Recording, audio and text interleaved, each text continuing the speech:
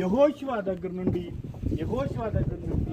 సమూయేలు వరకు 16 మంది ఏలారు. 16,000 మందిలో ఈయన పుట్ట చివరి 16వ వ్యక్తి అన్నమాట. అంటే న్యాయాధిపతులు 12 మంది ఉంటే, రాజు అప్పుడుంటే 13 అయితే, ఆ తర్వాత యెహోషువ 14 అయితే, ఏలీ 15 అయితే, సమూయేలు 16 వాడు అవుతాడు.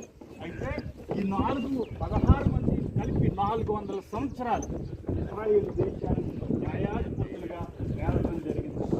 ఆనాటి కాలంలో నేను ఏకశిలా బండ అని చెప్పాను, గుర్తుందిగా. ఇదంతా ఈ కొండంతా ఏకశిలా బండ.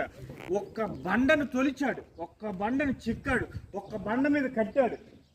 ఇదంతా కూడా ఇదిగో ఆనాటి కాలంలో సమూయేలు గారు ఏ వ్యక్తులకు ఎక్కడ ఎలా తీర్పు చేశారో, ఎవరితో ఏం మాట్లాడాలి, ఒక్క ఉన్నతంగా ఉండేది.